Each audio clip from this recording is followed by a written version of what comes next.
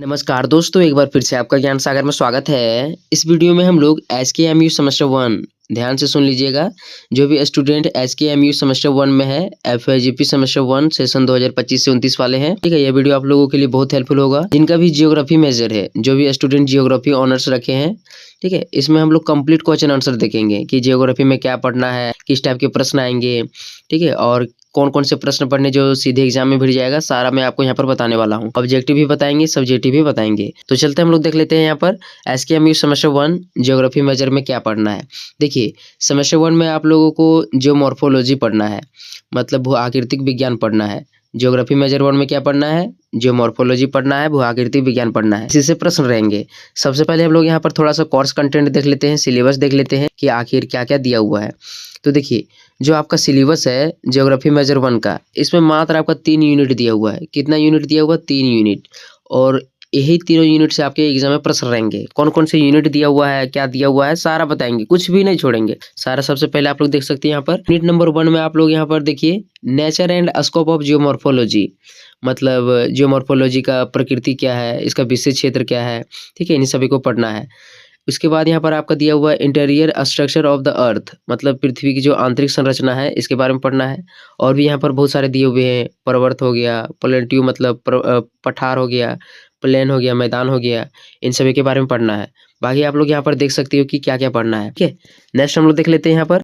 Next देखिए आप लोग यहाँ पर यूनिट नंबर 2 में आप लोगों को पढ़ना है अर्थ मूवमेंट, मतलब पृथ्वी के अंदर कौन कौन सी गति होती है, पृथ्वी की गति क्या है, इसके बारे में पढ़ना है। नेक्स्ट आपका यहाँ पर दिया हुआ है एंडोजेनिक प्रोसेस, मतलब पृथ्वी की जो अंदरजात प्रक्रिया होती है, पृथ्वी के अंदर कौन कौन सी घटनाएं होती है। जैसे आपका हो गया फॉल्ट्स और फॉड्स, मतलब एक प्रकार से वलन भ्रंश, इन सब के बारे में पढ़ना है। नेक्स्ट आपका यहाँ पर दिया हुआ प्लेट टेक्टोनिक्स, बहुत इंपॉर्टेंट है, प्लेट टेक्टोनिक्स के बारे में पढ़ना है। नेक्स्ट है अर्थक्वेक यानी भूकंप के बारे में पढ़ना है। और अगला आपका यहाँ पर दिया हुआ वोल्केनोसिटी, मतलब ज्वालामुखी के बारे में पढ़ना है। यूनिट नंबर 2 में मुख्य रूप से आपको क्या पढ़ना है? इंडोजेनिक प्रोसेस, मतलब पृथ्वी के अंदर कौन कौन सी घटनाएं होती है, अंतर्जात प्रक्रिया के बारे में पढ़ना है। नेक्स्ट आपका यहाँ पर दिया हुआ यूनिट नंबर 3। यूनिट नंबर 3 में आपको पढ़ना है एक्सोजेनेटिक प्रोसेस, मतलब बहिर्जात प्रक्रिया क्या होती है, पृथ्वी के अंदर जो होती है, पृथ्वी के अंदर नहीं, पृथ्वी के बाहर में कौन कौन सी घटनाएं होती है, उसके बारे में पढ़ना है। जैसे वेदरिंग हो गया, वेदरिंग यानी अवक्षय के बारे में पढ़ना है। नेक्स्ट आपका यहाँ पर दिया गया है मास वेस्टिंग, यानी कि एक प्रकार से जो भूस्खलन होता है, भू संचलन होता है, इसके बारे में पढ़ना है। नेक्स्ट आपका यहाँ पर दिया हुआ है साइकिल ऑफ इरोजन, मतलब अपर्दन चक्र के बारे में पढ़ना है, ठीक है। जैसे डेविस और पेंक के द्वारा कौन कौन से अपर्दन चक्र दिए गए हैं, क्या इसका मानना है, इसके बारे में पढ़ना है। उसी प्रकार से यहाँ पर बहुत सारे दिए गए हैं, जैसे कास्ट हो गया, कोस्टल हो गया और ग्लेशियर लैंडफॉर्म्स हो गया, यानी कि जो भू हिम नदी होती है, ठीक है, हिम नदी भूस्खलन जो होते हैं, इसके बारे में पढ़ना है। तो यहाँ पर देख लीजिएगा, यहाँ पर सारा यूनिट दिया हुआ क्या क्या पढ़ना है, अपने से भी आप लोग देख सकते हो। हम लोग यहाँ पर चलते हैं क्वेश्चन आंसर को, ठीक है, क्योंकि समय को बर्बाद नहीं करते हैं, आपको यहाँ पर पूरे डिटेल से पढ़ाया जाएगा। तो सबसे पहले आप लोग देख लो, सेमेस्टर 1 में मेजर 1 में जियोमॉर्फोलॉजी पढ़ना है।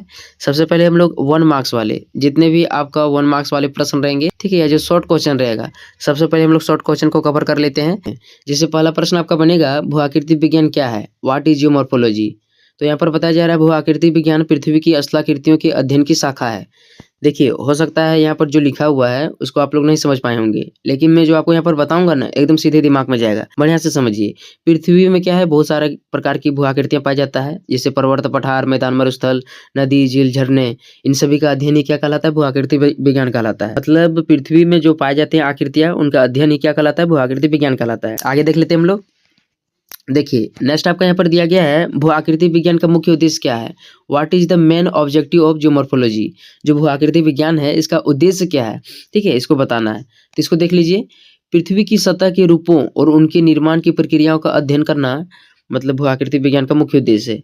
पृथ्वी में किस प्रकार के चट्टाने पाए जाते हैं, उसका स्वरूप क्या है, इसका निर्माण क्या है, इन सभी का अध्ययन ही भू आकृति विज्ञान का मुख्य उद्देश्य होता है। नेक्स्ट देख लेते हैं हम लोग। देखिए, नेक्स्ट आपका यहाँ पर प्रश्न बनेगा, पृथ्वी की आंतरिक संरचना की 3 मुख्य परतें कौन सी है। तो पृथ्वी जो है, पृथ्वी मुख्य रूप से 3 परतों से मिलकर बनी है। पहला आपका हो जाएगा भूपट्टी, दूसरा हो जाएगा मेंटल और तीसरा हो जाएगा कोर।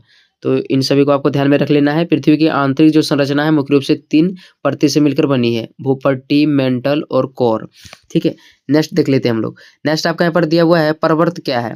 बढ़िया से समझते जाइएगा और नोट भी कर लीजिएगा, नहीं तो सुनिएगा तो भी लिख सकते हैं एग्जाम में। देखिए, पर्वत क्या है, व्हाट इज ए माउंटेन।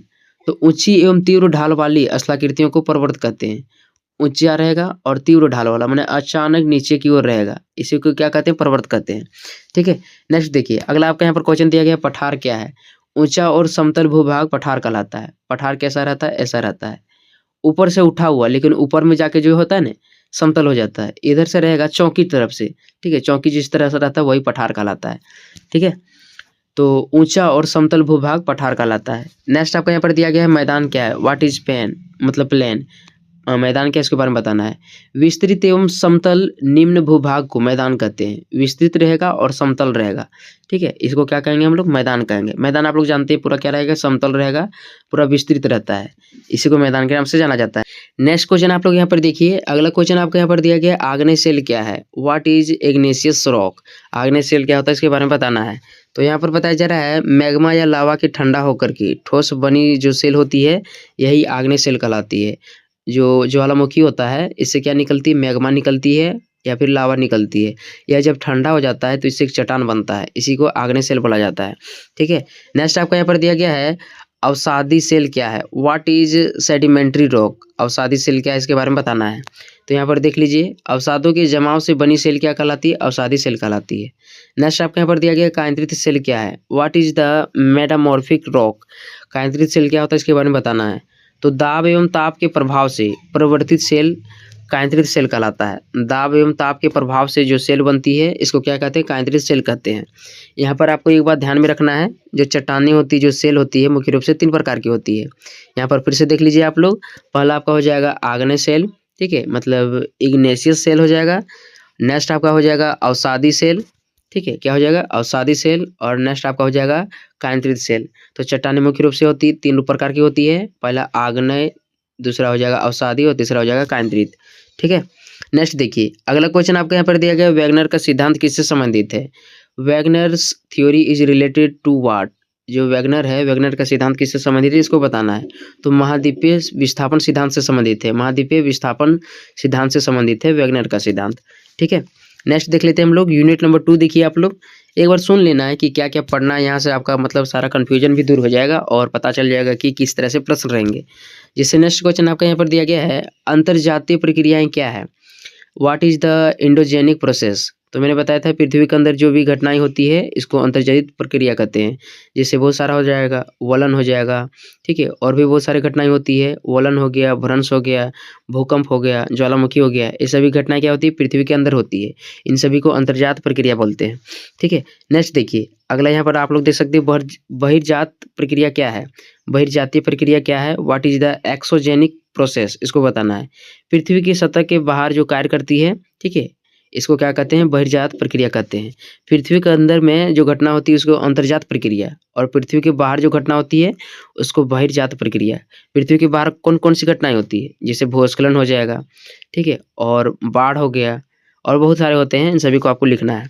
ठीक है, नेक्स्ट देखिए, नेक्स्ट आपका यहाँ पर दिया गया, वलन क्या है? फॉल्ट क्या है, इसको बताना है। What is a fault? सेलों का मुड़ जाना वलन कहलाता है। सेलों का मुड़ जाना क्या कहलाता है? वलन कहलाता है। नेक्स्ट आपका यहाँ पर दिया गया है, भ्रंश क्या है? फॉल्ट्स क्या है, इसके बारे में बताना है। What is faults? तो सेलों में दरार के द्वारा विस्थापन को भ्रंश कहते हैं। सेलों में दरार के द्वारा विस्थापन होता है, इसको क्या कहते हैं? भ्रंश कहते हैं। जबकि सेलों का जब जो चट्टानी होती है यदि मुड़ जाता है तो इसको वलन बोला जाता है, और यदि दरार पड़ जाता है और इसका विस्थापन हो जाता है इसको भ्रंश बोला जाता है। तो दोनों को देख लेना है। नेक्स्ट आपका यहाँ पर दिया गया है, प्लेट विवर्तनिक सिद्धांत किससे संबंधित है? प्लेट विवर्तनिक सिद्धांत किससे संबंधित है? Plate tectonics theory explain what? प्लेटों की गति और उनके प्रभाव से, ठीक है, मतलब प्लेटों की गति और उनके प्रभाव का अध्ययन क्या कहलाता है? प्लेट विवर्तनिक सिद्धांत कहलाता है। तो जो प्लेट विवर्तनिक सिद्धांत है या प्लेटों की गति और उनके प्रभाव से संबंधित है। प्लेटों की गति मुख्य रूप से 3-4 प्रकार की होती है, जैसे अपसारी प्लेटें हो गई, ठीक है, अभिसारी प्लेटें हो गई, और एक रूपांतरित प्लेट होता है। तो इन सभी को आप लोग पढ़ लेना है, ठीक है, और यहाँ अभी बताएंगे सारा सब का मतलब कंप्लीट हो जाएगा आपका। नेक्स्ट आपका यहाँ पर दिया गया, भूकंप किस कारण से आता है? What is causes an earthquake? भूकंप किस कारण से आता है, इसको बताना है। ठीक है, तो यहाँ पर देख लीजिए, प्लेटों की गति और ऊर्जा के अचानक मुक्त होने से भूकंप आता है। पृथ्वी के अंदर क्या होती है? प्लेटें बहुत सारी रहती है जो गति करती रहती है और अचानक से टकरा जाती है, जिसके कारण से पृथ्वी हिलने लगता है और पृथ्वी के हिलने की प्रक्रिया को ही क्या कहते हैं, भूकंप कहते हैं। तो प्लेटों की गति और जो ऊर्जा होती है अचानक ऊपर आने की प्रक्रिया करती है, मतलब ऊपर आने का प्रयास करती है। इसी के कारण क्या होता है, भूकंप आता है। नेक्स्ट आपको यहाँ पर दिया गया है ज्वालामुखीता क्या है, व्हाट इज वोल्केनोसिटी। ज्वालामुखी क्या है इसके बारे में बताना है। पृथ्वी के अंदर से लावा का बाहर निकलना ज्वालामुखी कहलाता है। पृथ्वी के अंदर क्या होती है, गर्म मैग्मा रहता है, लावा रहता है जो बाहर आती है, इसी को क्या बोलते हैं, ज्वालामुखी बोलते हैं। ठीक है, नेक्स्ट देख लीजिए। थर्ड यूनिट में आप लोगों को पढ़ना है अवक्षय यानी वेदरिंग के बारे में पढ़ना था। जैसे व्हाट इज वेदरिंग, इस तरह से प्रश्न रहेगा। तो सेलों का टूटना और विघटन अवक्षय कहलाता है। ध्यान से सुनिएगा, यहाँ पर मैं 2 से 3 बातें बताऊंगा। जैसे जो भी चट्टानी होती है, ठीक है, जो चट्टानी होती है अपनी जगह ही टूट फूट जाता है, चाहे बहुत सारे कारण रहता है, जैसे वर्षा हो गया, सूर्य हो गया, पवन हो गया, इन सभी के कारण टूट गया और वो वहीं पर गिर गया, नीचे में गिर गया, तो इसको अवक्षय बोलते हैं। और जब यह टूटा हुआ प्रक्रिया जो भी कण रहता है ये टूट करके कहीं दूसरी जगह चल जाता है तो इसको अपरदन बोलते हैं। तो 2 बातों को आपको ध्यान में रखना है।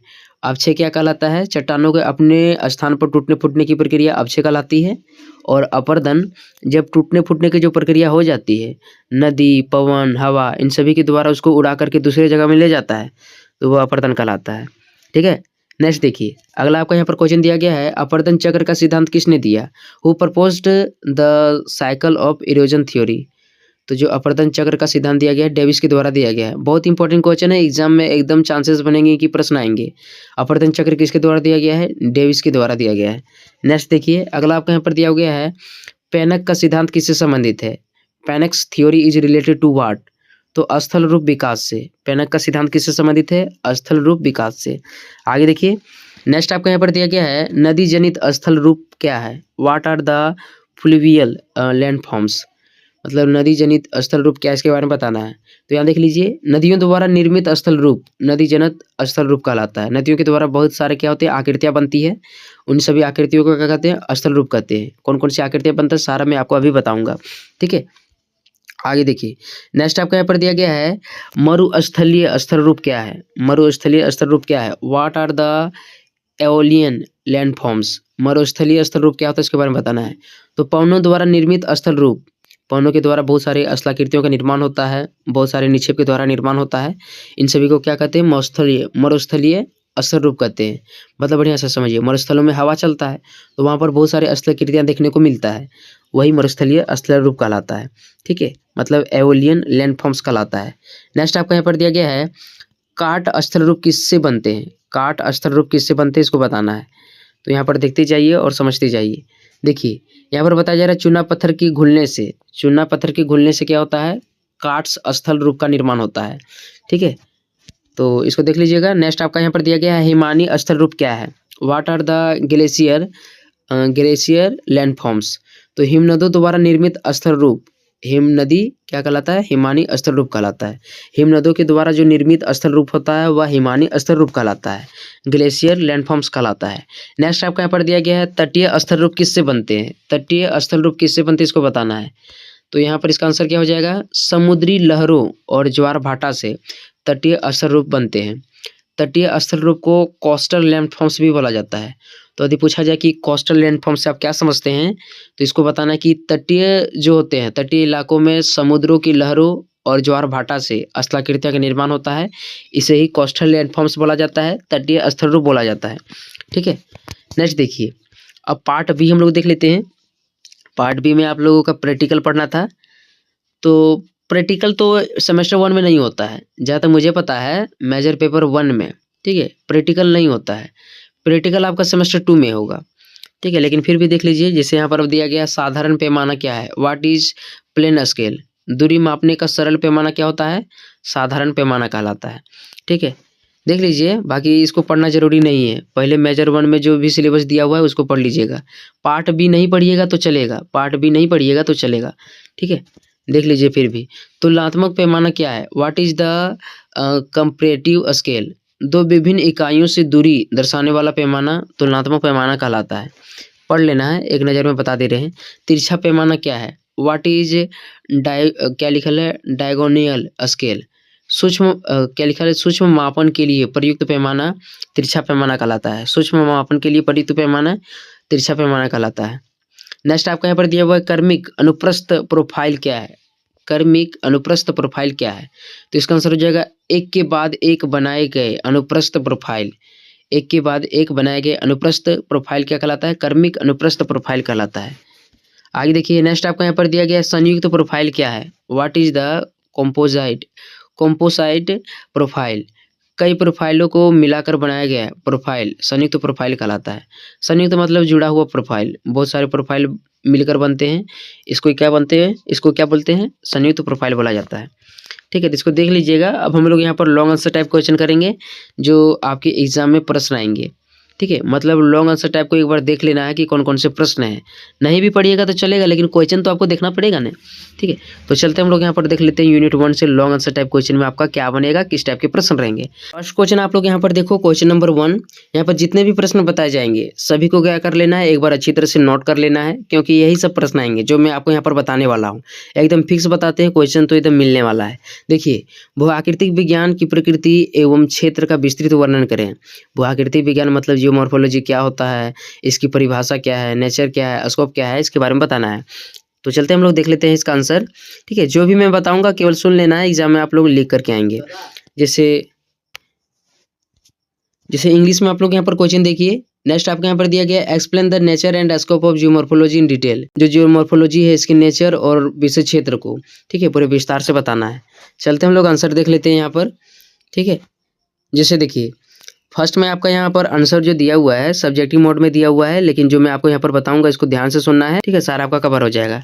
जैसे यहाँ पर बताया जा रहा है भूआकृति विज्ञान जो जियोमॉर्फोलॉजी होता है भौतिक भूगोल की एक महत्वपूर्ण शाखा है, जिसमें पृथ्वी की सतह पर पाए जाने वाले स्थल रूपों, उसके निर्माण, विकास और परिवर्तन की प्रक्रियाओं का वैज्ञानिक अध्ययन किया जाता है।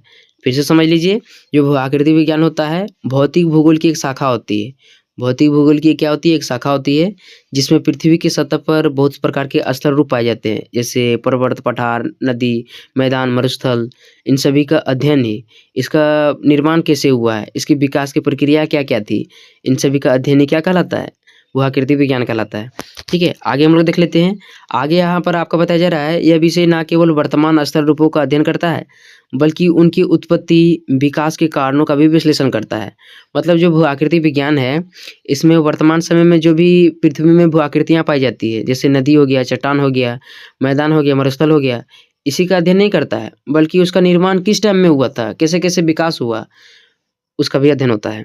ठीक है, तो समझ लेना है भूआकृति विज्ञान शॉर्टकट मतलब समझिए पृथ्वी में जो भी भूआकृतियाँ पाई जाती है उसका अध्ययन ही क्या कहलाता है, भूआकृति विज्ञान कहलाता है। इतना लिख दीजिएगा, एग्जाम में मार्क्स मिल जाएगा।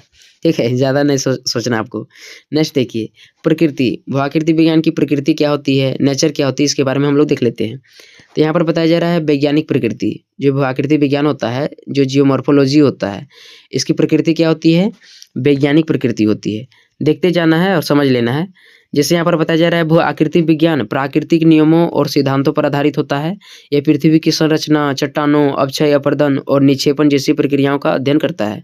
भूआकृति विज्ञान की प्रकृति क्या है, वैज्ञानिक प्रकृति है, मतलब वैज्ञानिक अध्ययन होता है।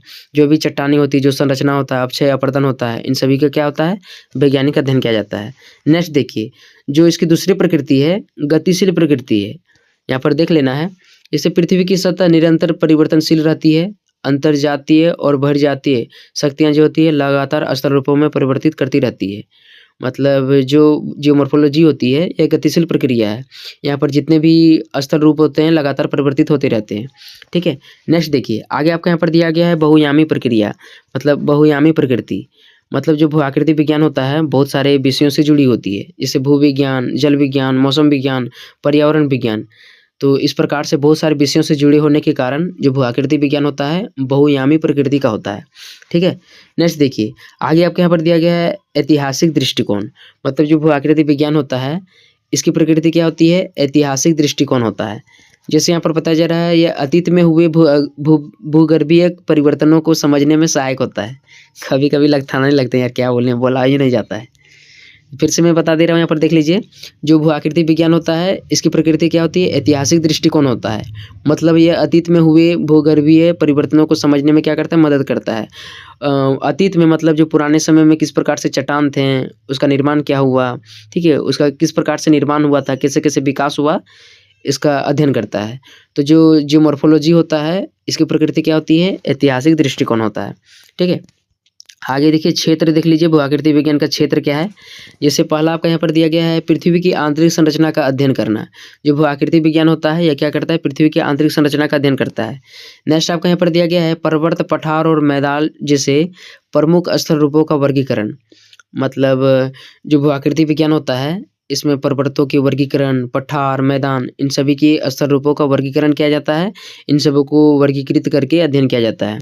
नेक्स्ट देख लीजिए, थर्ड में आपका यहाँ पर दिया गया है चट्टानों की उत्पत्ति और विशेषताओं का अध्ययन। जो चट्टानें होती है, 3 प्रकार की चट्टानें होती है, अवसादी, आग्नेय और कांतरिक चट्टानें। इन सभी की उत्पत्ति कैसे हुआ है, इसकी क्या-क्या विशेषताएं, इसका अध्ययन करता है। नेक्स्ट आपका यहाँ पर दिया गया है प्लेट विवर्तनिक। प्लेट विवर्तनिक मतलब प्लेटों का जो क्रियाएं होती है, जैसे अपसारी प्लेट, अभिसारी प्लेट और एक रूपांतरित प्लेट होता है। इन सभी प्लेटों का अध्ययन होती है। नेक्स्ट है ज्वालामुखी और भूकंप, इन सभी का विश्लेषण किया जाता है। मतलब जो भू-आकृति विज्ञान है, इसमें प्लेट विवर्तनिक, ज्वालामुखी, भूकंप, इन सभी का अध्ययन होता है। ठीक है। नेक्स्ट देख लीजिए, नेक्स्ट आपके यहाँ पर दिया गया है अपर्दन चक्र और अस्तर रूप का विकास। जो अपर्दन चक्र होता है, ठीक है, अपर्दन चक्र मतलब चट्टानों का टूट-फूट करके किसी दूसरे स्थान पर जाना, क्या कहलाता है? अपर्दन कहलाता है। तो ये प्रक्रिया होती है, ठीक है, इसका अध्ययन किया जाता है। क्या किस प्रकार से अपर्दन के द्वारा स्थल रूप का विकास होता है, कौन-कौन से मतलब इसके विकास की प्रक्रियाएँ रहती है, क्या-क्या बनता है, इन सभी का अध्ययन होता है। तो यहाँ पर भू-आकृति विज्ञान का विषय क्षेत्र दिया गया है। इन सभी को देख लीजिएगा, पाँचों पॉइंटों को। ठीक है, एक बार पढ़ लेना अपने से भी, हो सकता है कि नहीं समझ में आएगा, हम बताएँगे तो कोई दिक्कत नहीं, पढ़ लेना अपने से, समझ में आ जाएगा। देखिए नेक्स्ट आपके यहाँ पर दिया गया है अपर्दन चक्र और स्थल रूप विकास। अपर्दन चक्र और स्थल रूप विकास मैंने बता दिया। आगे आपके यहाँ पर दिया गया है भू-आकृति विज्ञान का महत्व आज के पर्यावरणीय संकटों में और भी बढ़ गया है। मतलब जो भू-आकृति विज्ञान है, आज के समय में क्या है, इसका महत्व ज़्यादा बढ़ गया है, क्योंकि लगातार हम लोग देख सकते हैं वर्तमान समय में कहीं-कहीं बाढ़ आती रहते हैं, भूस्खलन की घटनाएँ होती रहती है, मरुस्थलीकरण हो रहा है, मतलब पानी नहीं पड़ेगा तो बंजर भूमि बन जाएगा, बंजर पड़ जाएगा तो जो भूमि होता है धीरे-धीरे क्या होता है, मरुस्थलीकरण में परिवर्तित होते चला जाता है। तटीय अपर्दन होता है, जो भी समुद्र होता है, समुद्रों के द्वारा तटों में अपर्दन किया जाता है। ठीक है, इन समस्याओं को हम लोगों को क्या है, समझने में मदद मिलता है। किसके द्वारा मदद में मिलता है? तो भू-आकृति विज्ञान जो होता है, बाढ़, भूस्खलन, मरुस्थलीकरण, तटीय अपर्दन, इन सभी को समझने में क्या करता है, मदद करता है। ठीक है, तो पर्यावरणीय जो घटनाएँ होती है, इन सभी को समझने में भू-आकृति विज्ञान सहायता करता है, मदद करता है। ठीक है, नेक्स्ट देखिए, नेक्स्ट आपका यहाँ पर दिया गया है भू-आकृति विज्ञान पृथ्वी की सतह के विकास की कहानी को समझने का माध्यम है। यह विषय न केवल शैक्षणिक दृष्टि से महत्वपूर्ण है, बल्कि पर्यावरणीय नियोजन और संसाधन प्रबंधन में अत्यंत उपयोगी होता है। मतलब जो भू-आकृति विज्ञान क्या करता है, मतलब जो भी इसमें था, जितने भी चट्टान थे, पर्वत, नदी, मरुस्थल, इन सभी का तो अध्ययन करता है। साथ ही साथ यह जो विषय है, केवल शैक्षणिक दृष्टि से महत्वपूर्ण नहीं है, बल्कि ये हमारे वर्तमान समय में जो पर्यावरणीय घटनाएँ होती है, उसको सुलझाने में भी मदद करता है, संसाधनों के प्रबंधन करने में भी मदद करता है। तो इस तरह से आपको लिखना है, ठीक है? सारा आपको टॉपिक बना करके लिखना है, इससे एग्ज़ाम में अच्छा मार्क्स आपको मिलेंगे। ठीक है, तो फर्स्ट क्वेश्चन हमारा हो गया। नेक्स्ट देखिए आप लोग, सेकंड क्वेश्चन आपका यहाँ पर बनेगा पृथ्वी की आंतरिक संरचना का विस्तृत वर्णन कीजिए। पृथ्वी की जो आंतरिक संरचना है, किस प्रकार से है, उसको बताना है। मतलब जो मैंने नहीं बताया था, इंटीरियर स्ट्रक्चर, पृथ्वी की आंतरिक संरचना किस प्रकार से हुआ है। जैसे मुख्य रूप से तीन प्रकार से हुआ है, क्रोड और क्या-क्या था, ठीक है? इन सभी को अभी हम लोग देख लेंगे, भूपट्टी, मेंटल, क्रोड, इन सभी से पृथ्वी की आंतरिक संरचना हुआ है। तो चलते हम लोग यहाँ पर देख लेते हैं। जैसे यहाँ पर बताया जा रहा है पृथ्वी की आंतरिक संरचना को मुख्यतः 3 परतों में विभाजित किया जाता है। जैसे पहला हो जाएगा भूपट्टी, दूसरा मेंटल और तीसरा हो जाएगा आपका कोर। इन तीनों के मिलने से क्या हुआ, पृथ्वी की आंतरिक संरचना का निर्माण हुआ है। ठीक है, मतलब पृथ्वी की जो परतें हैं मुख्य रूप से भूपट्टी, मेंटल और कोर के द्वारा बना है। आगे देख लीजिए, नेक्स्ट आपके यहाँ पर दिया गया है इन परतों की जानकारी भूकंपीय तरंगों के अध्ययन से प्राप्त होती है। जो भूकंपीय तरंगे होती है, जैसे प्राथमिक तरंगे, द्वितीयक तरंगे और एक और क्या होता है, एल तरंगे होती है, धरातलीय तरंगे। ठीक है, तो इन सभी माध्यमों के द्वारा हम लोग क्या कर सकते हैं, कोर, भूपट्टी और मेंटल, इन सभी को हम लोग पता कर सकते हैं। चलते हम लोग यहाँ पर देख लेते हैं, सारा पढ़ लेते हैं। जैसे पहला आपका यहाँ पर दिया गया भूपट्टी, जो पृथ्वी की आंतरिक परत है, इसमें पहला क्या हो जाएगा, भूपट्टी हो जाएगा, क्रस्ट हो जाएगा। यह पृथ्वी की सबसे बाहरी परत है। इसकी मोटाई महाद्वीपों में लगभग 30 से 40 किलोमीटर और महासागरों में 10 से 5 माने 5 से 10 किलोमीटर के बीच होती है। इसमें मुख्यतः सिलिका और एल्यूमिनियम पाए जाते हैं। फिर से देख लीजिए, जो पृथ्वी की आंतरिक संरचना होता है, ठीक है, इसका पहला परत क्या हो जाएगा, भूपट्टी हो जाएगा, क्रस्ट हो जाएगा। इसका जो निर्माण होता है, ठीक है, या इसकी जो गहराई होती है लगभग 30 से 40 किलोमीटर होती है। यह महासागरों में 5 से 10 किलोमीटर होती है और महाद्वीपों में 30 से 40 किलोमीटर की गहराई तक पाई जाती है। इसमें मुख्यतः जो होता है इसका निर्माण सिलिका और एल्यूमिनियम से होता है। तो देख लेना है, अपने से भी पढ़ लेना है, ठीक है। आगे देख लेते हैं हम लोग। नेक्स्ट आपका यहाँ पर दिया गया मेंटल। यहाँ पर देखिए, यह भूपट्टी के निचले यह भूपट्टी के नीचे लगभग 2900 किलोमीटर गहराई तक फैली है। इसमें सिलिका और मैग्नीशियम की प्रधानता होती है। मेंटल का ऊपरी भाग अर्धद्रव अवस्था में होता है, जिसे एस्थेनोस्फीयर कहते हैं। मतलब जो पृथ्वी की आंतरिक परत है, इसमें दूसरा जो परत आएगा मेंटल आएगा। मेंटल जो रहता है, ठीक है, इसका जो गहराई रहता है लगभग 2900 किलोमीटर रहता है। इसमें मुख्य रूप से सिलिका और मैग्नीशियम की प्रधानता होती है। तो तत्वों को ध्यान में रखना है कि मतलब जो भूपट्टी था, भूपट्टी में 2 तत्व थे, कौन थे, पहला हो जाएगा सिलिका और दूसरा हो जाएगा एल्यूमिनियम। 2 तत्वों को आपको ध्यान में रखना है। मेंटल में भी 2 तत्व पाए जाते हैं, इसमें सिलिका होता है और दूसरा मैग्नीशियम होता है, ठीक है, ध्यान में रख लेना है, एग्जाम में पूछा जाता है। नेक्स्ट आपका यहाँ पर दिया गया कोर, तो इसको देख लीजिए। ये पृथ्वी का केंद्र भाग है, मतलब जो बीच का भाग रहता है, ठीक है, ये क्या कहलाता है, कोर कहलाता है, ठीक है। आगे देखिए, नेक्स्ट यहाँ पर दिया गया है, इसे 2 भागों में बांटा जाता है। बाहरी कोर जो तरल होता है और आंतरिक कोर जो ठोस होता है। इसमें मुख्यतः लोहा और निकेल पाए जाते हैं। यहाँ भी 2 तत्व पाए जाते हैं। जो कोर होता है इसमें भी 2 तत्व पाए जाते हैं, पहला लोहा और दूसरा निकेल, ठीक है, तो ध्यान रख लेना है। जो कोर होता है इसको 2 भागों में बांटा जाता है। जो बाहरी परत होता है तरल होता है और आंतरिक परत ठोस होता है, ठीक है। आगे देखिए, नेक्स्ट आपका यहाँ पर दिया गया, भूकंपीय तरंगों के अध्ययन से ज्ञात होता है कि ऐसी तरंगे बाहरी कोर से नहीं गुजरती है, जिससे यह तरल अवस्था में होने का प्रमाण मिलता है। मतलब जो भूकंपीय तरंगे होती है, इससे ज्ञात क्या होता है, जो ऐसी तरंगे होती है, ठीक है, बाहरी कोर से नहीं गुजरती है, बल्कि यह आंतरिक छोर से गुजरती है, जो तरल अवस्था में रहता है, ठीक है। तो देख लेना है। आगे देखिए, निष्कर्ष में आपको क्या लिखना है, पृथ्वी की आंतरिक संरचना गतिशील है और यही संरचना प्लेट विवर्तनिक तथा ज्वालामुखी जैसी प्रक्रियाओं को जन्म देती है। पृथ्वी की आंतरिक संरचना क्या है, गतिशील रहती है, लगातार गति करती रहती है। इसी के द्वारा प्लेट विवर्तनिक घटना होती है, जिसके परिणाम स्वरूप ज्वालामुखी और भूकंप जैसी घटनाएं होती है, ठीक है। इनको देख लेना है और पढ़ लेना है। आगे देखिए, नेक्स्ट आपका यहाँ पर दिया गया है, पर्वत, पठार और मैदान का वर्गीकरण एवं वितरण स्पष्ट करें। जो पर्वत होता है, पठार होता है, मैदान होता है, इसका वर्गीकरण और वितरण आपको बताना है। तो चलते हैं हम लोग यहाँ पर देख लेते हैं। जैसे यहाँ पर बताया जा रहा है, classification and describe the distribution of mountains, plateau and plain. पर्वत, पठार, मैदान, इन सभी का क्या करना है, वर्गीकरण करना है। जैसे आंसर में देखिएगा तो यहाँ पर बताया जा रहा है, पृथ्वी की सतह पर प्रमुख स्तर रूपों में पर्वत, पठार और मैदान शामिल है। जो पृथ्वी के स्तर रूप है, इसमें क्या है, प्रमुख रूप से कौन कौन सी आकृतियाँ पाई जाती है, पर्वत, पठार और मैदान प्रमुख रूप से पाए जाते हैं। इन सभी को क्या करना है, वर्गीकृत करना है। इनसे संबंधित प्रश्न रहेंगे। जैसे यहाँ पर पहला आपका दिया गया है पर्वत, माउंटेन, इसको देख लीजिए। पर्वत ऊंचे और तीव्र ढाल वाले स्तर रूप होते हैं।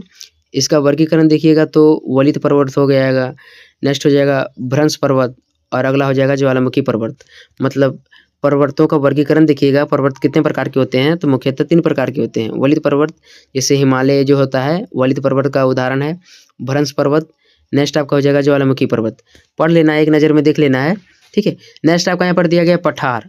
पठार को देखिएगा तो क्या बोलते हैं, पठार किसे बोलते हैं, ऊंचे और समतल भूभाग, ऊंचा रहेगा और आगे जाके समतल हो जाएगा, यही पठार कहलाता है। तो पठार क्या होता है, ऊंचे और समतल भूभाग होता है। इसका प्रकार देखिएगा तो अंतःस्थल पठार हो जाएगा।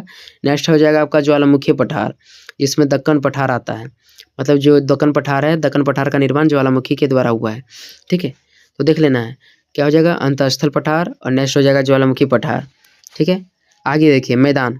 मैदान का प्रकार देखिएगा, मैदान क्या होता है, निम्न और समतल भूभाग होता है।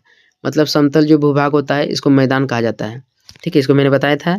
यदि मैदान का प्रकार देखिएगा तो जलोढ़ मैदान हो जाएगा। नेक्स्ट हो जाएगा आपका तटीय मैदान। जलोढ़ मैदान का निर्माण नदियों के जो अपर्दन होता है, ठीक है, अपर्दन बोलते हैं, निक्षेपण के द्वारा होता है। नदियों के द्वारा जो गाद लाया जाता है उसके द्वारा जलोढ़ मैदान का निर्माण होता है। जलोढ़ मिट्टी भी 2 प्रकार की होती है, बांगर और खादर, इसको देख लेना है, ठीक है। नेक्स्ट हो जाएगा तटीय मैदान। तटीय मैदान भी नदियों के द्वारा बनता है, समुद्र के द्वारा बनता है। आगे देखिए, नेक्स्ट आपको यहाँ पर दिया गया वितरण। वलित पर्वत मुख्य रूप से एशिया और यूरोप में पाए जाते हैं। पठार प्राचीन भूभाग में अत्यधिक मिलते हैं और मैदान जो होता है नदियों के किनारे विकसित होते हैं। ठीक है, तो इन सभी को देख लेना, एक बार पढ़ लेना है वितरण को। नेक्स्ट आपका यहाँ पर निष्कर्ष दिया गया है, ये अस्थिर रूप मानव सभ्यता के विकास में महत्वपूर्ण भूमिका निभाते हैं। जो भी मतलब यहाँ पर पर्वत देखें हम लोग, पठार देखें और मैदान देखें, ये सभी क्या करते हैं, मानव सभ्यता के विकास में महत्वपूर्ण योगदान देता है। ठीक है, देख लेना है। क्वेश्चन नंबर 4 आप लोग यहाँ पर देखो। क्वेश्चन नंबर 4 आपका यहाँ पर बताया गया है, चट्टानों की उत्पत्ति, वर्गीकरण और विशेषताओं का विस्तृत वर्णन कीजिए। चट्टानों का निर्माण कैसे हुआ है, इसकी उत्पत्ति कैसे हुआ है, कौन कौन से प्रकार होते हैं, क्या विशेषताएं, इसको बताना है। चलते हम लोग यहाँ पर देख लेते हैं, समय को बर्बाद नहीं करते हैं क्योंकि वीडियो बहुत लॉन्ग होने वाला है, पूरा सिलेबस को इसमें कवर कराया जा रहा है। देखिए यहाँ पर बताया जा रहा है, चट्टानें पृथ्वी की मूलभूत संरचनात्मक इकाई है। चट्टानें क्या है, पृथ्वी की मूलभूत संरचनात्मक इकाई है। जो पृथ्वी है इसका निर्माण मुख्य रूप से चट्टानों से ही हुआ है। ठीक है, तो मूलभूत संरचना है, चट्टानें क्या है, पृथ्वी की मूलभूत संरचना है। नेक्स्ट आपके यहाँ पर दिया गया है, उत्पत्ति के आधार पर जो चट्टानें होती है 3 प्रकार की होती है। मैंने बताया था चट्टानें कितने प्रकार की होती है, 3 प्रकार की होती है। पहला हो जाएगा आग्नेय चट्टानें, जिसका निर्माण मैग्मा से होती है। ठीक है, इसका देखिएगा आग्नेय चट्टान का उदाहरण तो ग्रेनाइट। ग्रेनाइट किस चट्टान का उदाहरण हो जाएगा, आग्नेय सेल का उदाहरण हो जाएगा। नेक्स्ट आपका यहाँ पर दिया गया अवसादी सेल। अवसादों से बनी सेल क्या कहलाती है, अवसादी चट्टानें कहलाती है। जिससे बलुआ पत्थर अवसादी सेल का उदाहरण है। ठीक है, तो उत्पत्ति के आधार पर चट्टानें 3 प्रकार की होती है। पहला आग्नेय सेल, दूसरा अवसादी सेल और नेक्स्ट आपका हो जाएगा कायंत्रित सेल। इसको देख लेना है। यहाँ पर देखिए, जैसे यहाँ ताप और दाब से परिवर्तित होने वाली जो सेल होती है इसको क्या बोलते हैं, कायंत्रित सेल बोलते हैं। जैसे संगमरमर किस सेल का उदाहरण है, कायंत्रित सेल का। ठीक है, नेक्स्ट देखिए, नेक्स्ट यहाँ पर दिया गया आपका, प्रत्येक सेल की बनावट, संरचना और उपयोग भिन्न होता है। जो प्रत्येक सेल होती है, जो चट्टानी होती है, इसकी बनावट और संरचना क्या होती है, अलग अलग होती है और उपयोग भी क्या होता है, अलग अलग होता है। आगे आपको यहाँ पर दिया गया है निष्कर्ष को भी देख लीजिए। जैसे यहाँ पर बताया जा रहा है, चट्टानों का अध्ययन भू आकृतियों और खनिज संसाधनों को समझने में सहायक होता है। जो चट्टानी होती है इसके मतलब के द्वारा कौन कौन सी भू आकृतियाँ होती है, कौन कौन सी भू आकृतियाँ बनती है, खनिज किस चट्टान में पाया जाता है, इन सभी को समझने में क्या करता है, मदद करता है। कौन मदद करता है, चट्टान। आगे देख लीजिए, नेक्स्ट आपका यहाँ पर दिया गया है, वैगनर के महाद्वीपीय विस्थापन सिद्धांत का आलोचनात्मक विवेचन कीजिए। जो वैगनर के द्वारा महाद्वीपीय विस्थापन सिद्धांत दिया गया है, इसके बारे में बताना है, या तो इसका आलोचनात्मक बताना है या फिर समालोचनात्मक बताना है। मतलब किसी टाइप से भी प्रश्न रहेगा, लेकिन यहाँ पर पूछा जाएगा कि वैगनर की महाद्वीपीय विस्थापन सिद्धांत के बारे में बताएं। ठीक है, इस तरह से प्रश्न रहेगा। तो चलते हम लोग देख लेते हैं। यहाँ पर देखिए, यहाँ पर बताया जा रहा है, अल्फ्रेड वैगनर ने 1912 में महाद्वीपीय विस्थापन सिद्धांत प्रस्तुत किया।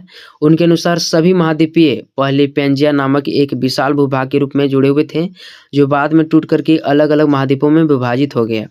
बढ़िया से देखिए, फिर से देखिए, अल्फ्रेड वैगनर ने 1912 में महाद्वीपीय विस्थापन सिद्धांत दिया था। उनके अनुसार जो महाद्वीप है पहले पेंजिया नामक एक विशाल भूभाग का भाग था। ठीक है, मतलब पेंजिया नामक विशाल भूभाग से जुड़ा हुआ था, जो बाद में टूट करके अलग अलग महाद्वीपों में विभाजित हो गया। जो महाद्वीप थे पहले क्या था, पेंजिया का भाग था, लेकिन जो पेंजिया था कई टुकड़ों में बट गया और इससे महाद्वीपों का निर्माण हुआ। ठीक है, जो महाद्वीपीय विस्थापन सिद्धांत कब दिया गया है, 1912 में दिया गया था। किसके द्वारा, अल्फ्रेड वैगनर के द्वारा। आगे देख लेते हैं, प्रमाण। नेक्स्ट आपको यहाँ पर दिया गया है, तट रेखाओं का मेल। आगे दिया गया है, जीवाश्म का प्रमाण, सेलों की संरचना की समानता, जलवायु प्रमाण।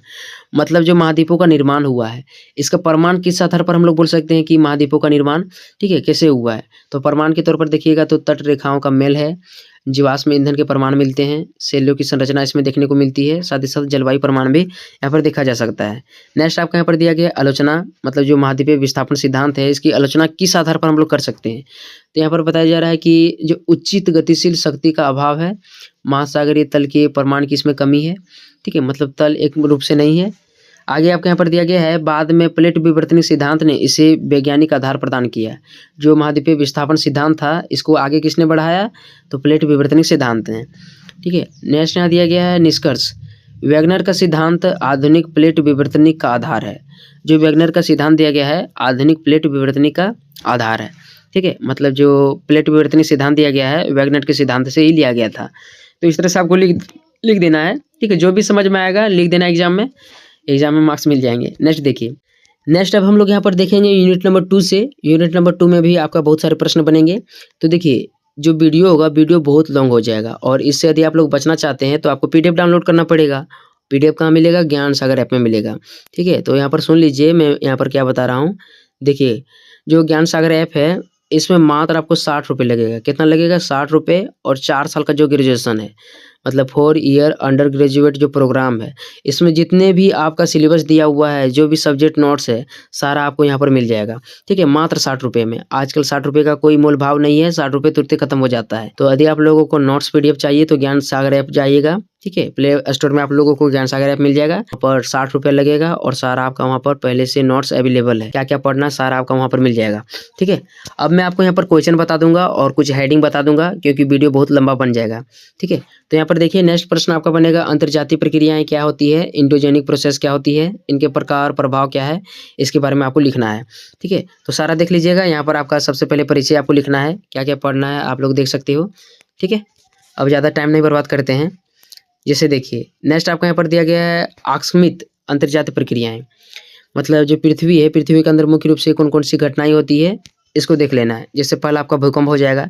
भूकंप एक प्रकार से पृथ्वी की अंतर्जात प्रक्रियाएं हैं। भूकंप के बारे में आपको लिखना है, मतलब पृथ्वी के हिलने डुलने की प्रक्रिया क्या कहलाती है, भूकंप कहलाती है। इस तरह से आप लोग लिख सकते हैं। तो पृथ्वी की जो अंतर्जात प्रक्रिया है, पहला क्या हो जाएगा, भूकंप। नेक्स्ट देखिए, नेक्स्ट आपका हो जाएगा आपका ज्वालामुखी। ज्वालामुखी भी पृथ्वी के अंदर से निकलता है। तो जो अंतर्जात प्रक्रिया का देखिएगा तो दूसरा हो जाएगा ज्वालामुखी। ठीक है, नेक्स्ट देखिए, नेक्स्ट आपका यहाँ पर दिया गया है धीमी अंतर्जात प्रक्रियाएं, मतलब जो भी अब हम लोग देखेंगे पृथ्वी के अंदर ये सभी घटनाएं क्या होती है, धीरे धीरे घटित होती है। जैसे पहला आपका हो जाएगा वलन, मतलब वलन भी क्या है, अंतर्जात प्रक्रिया का उदाहरण है। वलन क्या बोलते हैं, किसको बोलते हैं, तो वलन क्या होता है, मतलब जब चट्टानों पर दबाव पड़ता है तो वे मुड़ जाती है, इसे ही वलन बोलते हैं। इससे वलित पर्वत बनते हैं। वलित पर्वत का उदाहरण कौन जाएगा, हिमालय। ठीक है, इस तरह से देख लेना है। नेक्स्ट आपका हो जाएगा भ्रंश। ठीक है, जिसे फॉल्टिंग भी बोलते हैं। तो भ्रंश के बारे में लिखना है। भ्रंश क्या होता है, चट्टानों में दरार पड़ जाते हैं। ठीक है, चट्टान जो होता है इसमें दरार पड़ जाता है और इस दरार पड़ने की प्रक्रिया को क्या कहते हैं, भ्रंश कहते हैं। इससे ब्लॉक पर्वत का निर्माण होता है, रिफ्ट घाटी का निर्माण होता है भ्रंश के द्वारा। तो इन सभी को ध्यान में रख लेना है। आगे देखिए प्रभाव। यदि अंतर्जातीय प्रक्रिया को प्रभाव देखिएगा तो इससे क्या होता है, पर्वत का निर्माण होता है, पठारों का निर्माण होता है, भूकंपीय क्षेत्र का विकास होता है। मतलब भूकंप जो होता है किसके द्वारा होता है, अंतर्जातीय प्रक्रिया के द्वारा होता है। स्थलाकृतियों का जो होता है ऊंच नीच उबड़ खाबड़, इन सभी किसके द्वारा होता है, अंतर्जातीय प्रक्रिया के द्वारा होता है। निष्कर्ष देखिएगा तो निष्कर्ष में क्या लिख देना है, अंतर्जातीय प्रक्रियाएं पृथ्वी की सतह को आकार देने वाली मूलभूत शक्तियां हैं। ये पृथ्वी की गतिशीलता का प्रमाण है और स्थिर रूप विकास में अत्यंत महत्वपूर्ण भूमिका निभाती है। इस तरह से लिख देना है। ठीक है, क्वेश्चन आप लोग यहाँ पर देखो। अगला क्वेश्चन आपका यहाँ पर बनेगा प्लेट विवर्तनिक सिद्धांत, प्लेट टेक्टोनिक्स क्या होता है इसके बारे में बताना है, साथ ही साथ इसके क्या प्रभाव है इसके बारे में लिखना है। तो देख लेना है, क्वेश्चन यहाँ पर सारा अवेलेबल है और आंसर भी अच्छा खासा दिया गया है। ठीक है, तो सबसे पहले प्लेट टेक्टोनिक्स के बारे में आपको लिख लेना है। थोड़ा सा यहाँ पर लिखा हुआ है, इसको पढ़ सकते हैं। जैसे प्लेट विवर्तनिक सिद्धांत आधुनिक भूवैज्ञानिक का आधार है, इस तरह से आप लोग लिख सकते हैं। ठीक है, इसको देख लीजिएगा। यदि प्लेटों के प्रकार देखिएगा तो मुख्य रूप से क्या होते हैं, महाद्वीपीय प्लेटें होती है और दूसरा हो जाएगा महासागरीय प्लेटें। यदि आप लोगों को और भी अच्छी तरह से पढ़ना है तो मेरा एक और चैनल है, नीट स्टडी है।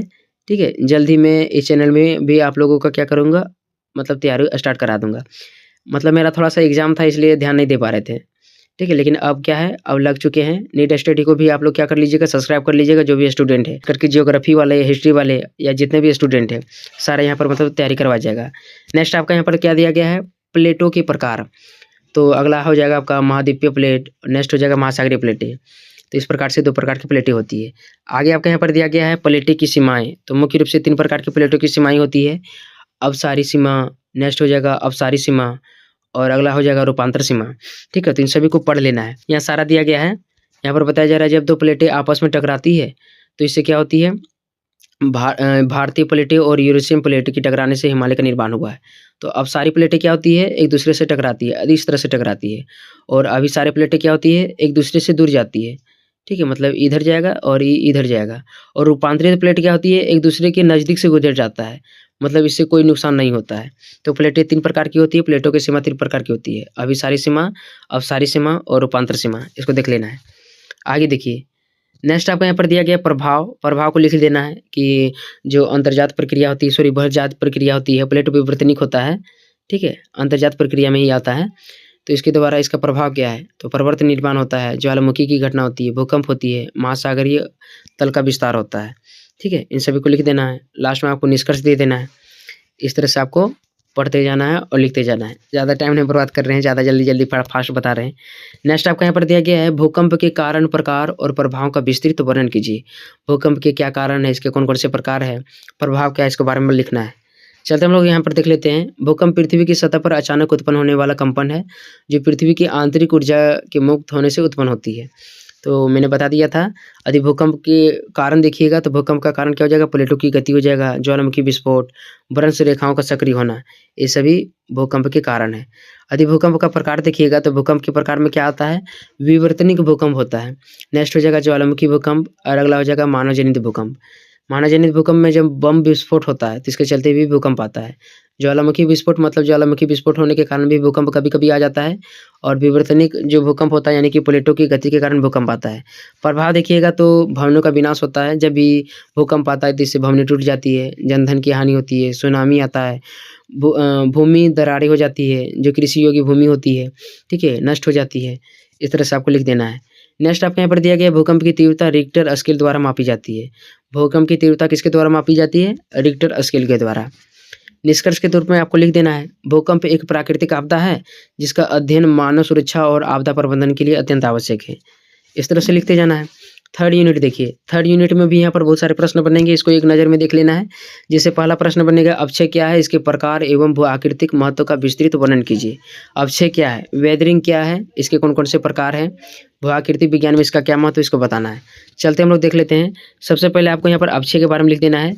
तो यहाँ पर मैं अपने शब्दों में बता देता हूँ, चट्टानों के अपने स्थान पर टूटने फूटने की प्रक्रिया ही अवक्षय कहलाती है। जो चट्टानें होती है, बहुत सारी प्रक्रियाएं होती है, ठीक है, उनके द्वारा क्या होती है, चट्टानें अपने स्थान पर ही टूट फूट जाती है और वहीं रहेगा, टूट फूट करके वहीं रहेगा, इसी को अवक्षय बोलते हैं। आगे देखिए, अवक्षय के प्रकार देखिएगा तो यहाँ पर हो जाएगा पहला भौतिक अवक्षय, फिजिकल वेदरिंग। जो अवक्षय क्या होती है, भौतिक प्रक्रिया के द्वारा होती है, मतलब प्रकृति के द्वारा अपने आप होती है, ठीक है, मतलब प्रकृति के द्वारा अपने आप चट्टानों के टूटने फूटने की प्रक्रिया क्या कहलाती है, भौतिक अवक्षय कहलाती है।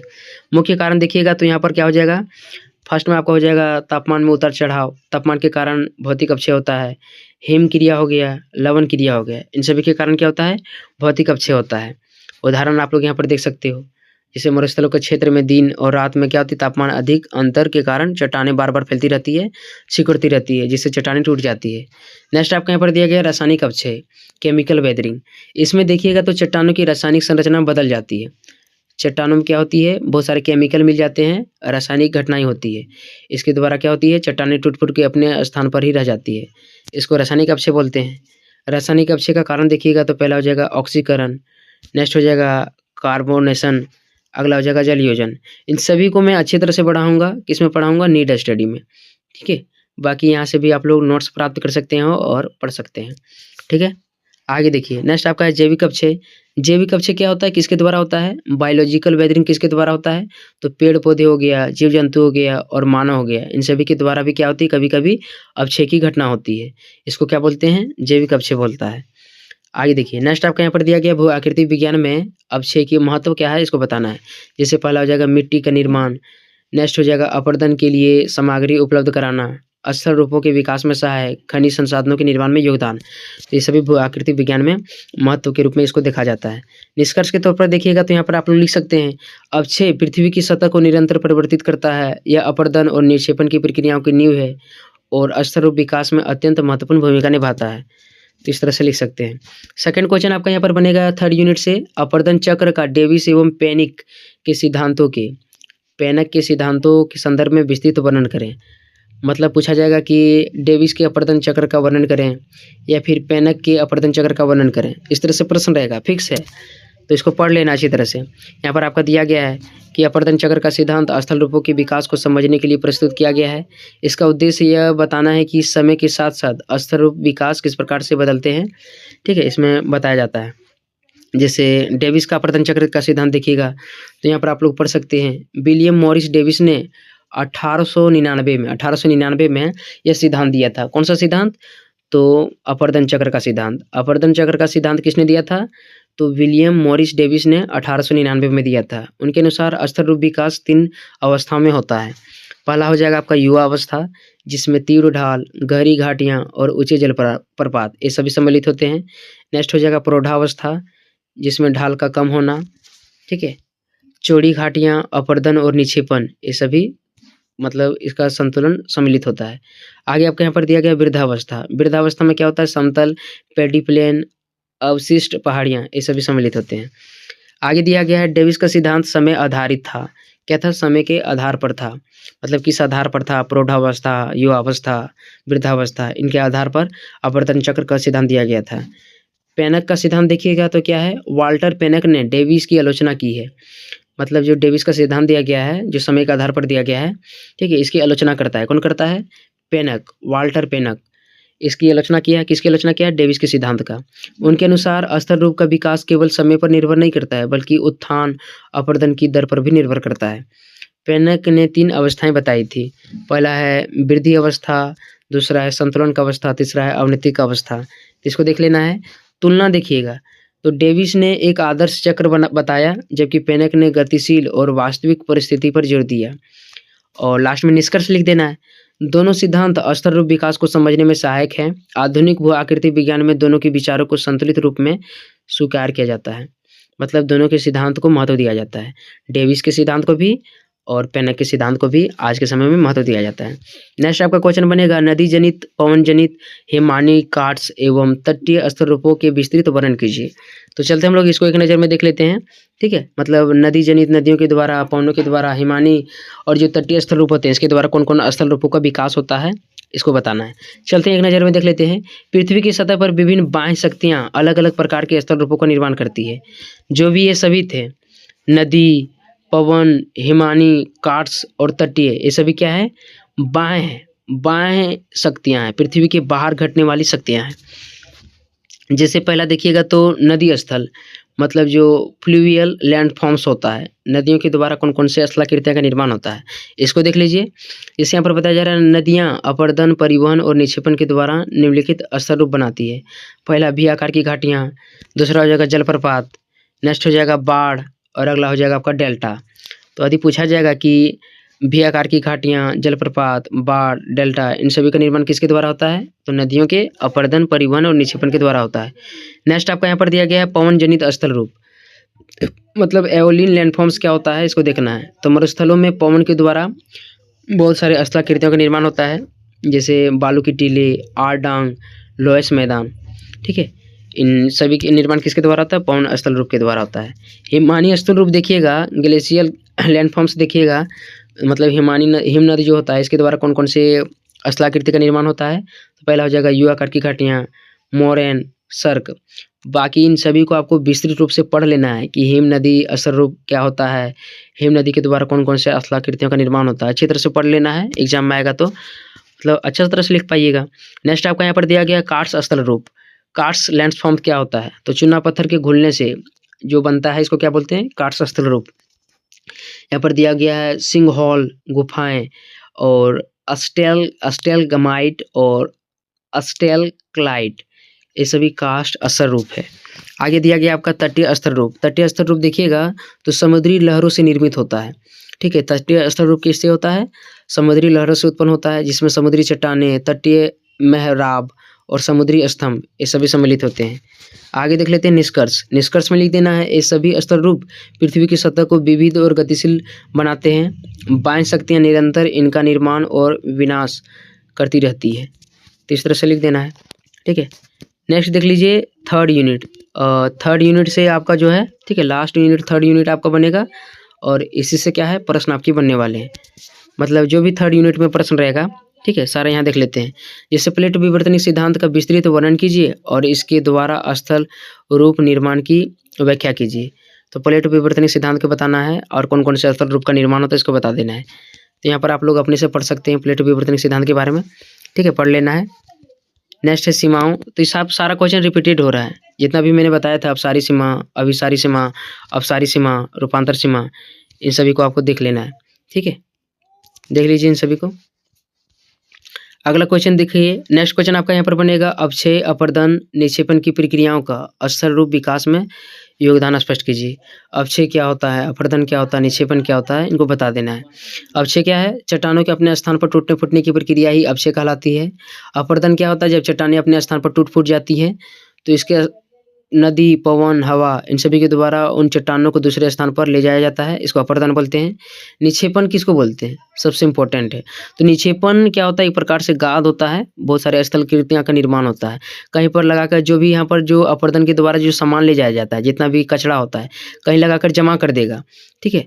तो इसे निक्षेपण होता है, इसी को निक्षेपण बोलते हैं, ठीक है? तो देख लेना है, ठीक है? अवक्षय का प्रकार देखिएगा तो मुख्य रूप से अवक्षय जो रहता है 3 प्रकार के होते हैं, भौतिक, रासायनिक और जैविक अवक्षय। पढ़ लेना है अपने से। अपरदन देखिएगा तो अपरदन बहुत प्रकार के होते हैं, जैसे अपरदन से प्राप्त सामग्री जल, पवन, हिमनद इनके द्वारा हटाया जाता है, ठीक है? इन सभी को पढ़ते जाना है अच्छी तरह से। बाकी रिपीटेड क्वेश्चन है। अगला आपका यहाँ पर दिया गया है डेविस के अपरदन चक्र सिद्धांत का आलोचनात्मक मूल्यांकन करें। पढ़ लेना है, क्वेश्चन सारा बताया गया है, ठीक है? आगे आपका यहाँ पर दिया गया है नदी जनित एवं हिमानी स्थल रूपों का तुलनात्मक अध्ययन कीजिए। नदी जनित और हिमानी जनित स्थल रूप क्या होते हैं इसके बारे में आपको पढ़ लेना है, ठीक है? पढ़ लेना अच्छी तरह से, नहीं छोड़ना है। आगे आपका यहाँ पर दिया गया है वैगनर के महाद्वीपीय विस्थापन सिद्धांत का विस्तृत आलोचनात्मक विवेचन कीजिए। वैगनर के द्वारा जो महाद्वीपीय क्या बोलते हैं यार, वैगनर के द्वारा जो महाद्वीपीय विस्थापन सिद्धांत दिया गया है इसकी आलोचना आपको बताना है। तो क्वेश्चन रिपीटेड है, मैंने बता दिया है सारा ऊपर में, ठीक है? वही लिखना है आपको। तो यही हमारा क्या था, लास्ट था। वीडियो बहुत लंबा बन गया होगा, लगभग 1.5 घंटा का बन गया होगा। कितना का? 1 घंटा 30 मिनट का। बाकी यदि इससे आपको बचना है तो PDF डाउनलोड कर लेना है, ठीक है? बाकी आप यहाँ से भी पढ़ सकते हैं। और नीड स्टडी को सब्सक्राइब करना नहीं भूलिएगा। नीड स्टडी मेरा सेकेंड चैनल है। मिलते हैं अगली वीडियो में, तब तक के लिए धन्यवाद।